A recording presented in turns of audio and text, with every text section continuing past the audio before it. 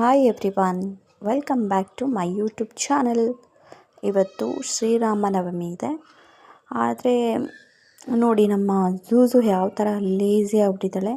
ರಾತ್ರಿ ಎಲ್ಲ ಎದ್ದಿರ್ತಾಳೆ, ಬೆಳಗ್ಗೆಲ್ಲ ನಿದ್ದೆ ಮಾಡ್ತಾಳೆ. ಯಾಕಂದರೆ ನೈಟ್ ಡ್ಯೂಟಿ ಅವಳು ಮನೆ ನೋಡ್ಕೋಬೇಕು. ಮತ್ತು ಇವಳು ಡ್ರಾಯಿಂಗ್ ಏನೋ ಮಾಡ್ತಾಯಿದ್ಲು. ನಾನು ನೋಡ್ಬಿಟ್ಟು ಕ್ಯಾಮ್ರಾ ನೋಡ್ಬಿಟ್ಟು ಬಚ್ಚಿಟ್ಕೊಂಡ್ಬಿಟ್ಟಿದ್ದಾಳೆ. ನಾಚಿಕೆ ಸಿಕ್ಕಾಬಿಟ್ಟೆ. ಹಾಗೆ ಇಲ್ಲೇನೋ ಬರೆದಿದ್ದಾಳೆ ಬೋರ್ಡ್ ಮೇಲೆ. ಟೀಚರ್ಸ್ ಹೇಗೆ ಪಾಠ ಮಾಡ್ತಾರೆ ಅದೇ ಥರ ಅವಳು ಮಾಡೋದು. ಮತ್ತು ಇವಳು ಮಂಕ ಕೂತಿದ್ದಾಳೆ, ಇನ್ನೂ ಮನೆ ಕ್ಲೀನ್ ಮಾಡಿಲ್ಲ. ನೋಡಿ ಯಾವ ಥರ ಬಿದ್ದಿದೆ ಎಲ್ಲ, ಅಲ್ಲಲ್ಲೇ ಇದೆ. ಅದಕ್ಕೆ ಇವಾಗ ರಕ್ಷಾ ಮನೆ ಕ್ಲೀನ್ ಮಾಡೋಕ್ಕೆ ಸ್ಟಾರ್ಟ್ ಮಾಡಿಕೊಂಡ್ಳು.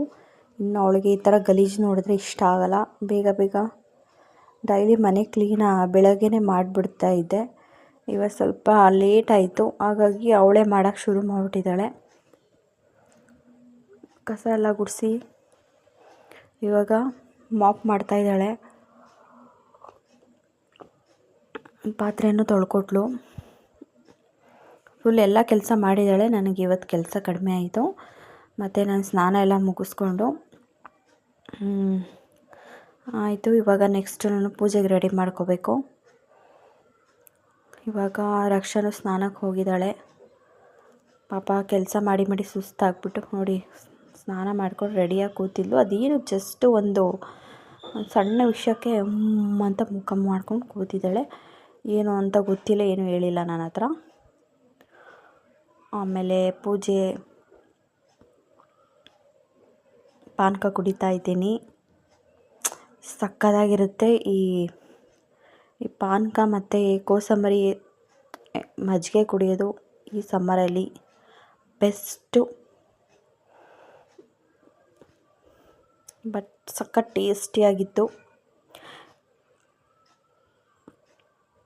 ಪೂಜೆಲ್ಲ ಆದಮೇಲೆ ನಾನು ಅದು ಕುಡ್ದಿರೋದು. ಫಸ್ಟು ಇದು ಪೂಜೆ ಎಲ್ಲ ಮಾಡಿಬಿಟ್ಟಿದ್ದೆ ನಾನು. ನೋಡಿ ಕಾಣಿಸ್ತಾ ಸಿಂಪಲಾಗಿ ಚೆನ್ನಾಗಿದೆ ಅಲ್ಲ. ಪರ್ಪಲ್ ಕಲರ್ ಫ್ಲವರ್ಸು ಇಂದ ಅಲಂಕಾರ ಮಾಡಿದ್ದೀನಿ. ತುಂಬ ಬ್ಯೂಟಿಫುಲ್ಲಾಗಿ ಕಾಣಿಸ್ತಾ ಇತ್ತು ದೇವ್ರ ಮನೆಯಲ್ಲಿ. ನೋಡ್ತಾ ಇರ್ಬೋದು. ಒಂದು ಟೈಮು ಗ್ರ್ಯಾಂಡಾಗಿ ಮಾಡಲಿಲ್ಲ, ಸಿಂಪಲಾಗಿರೋದೇ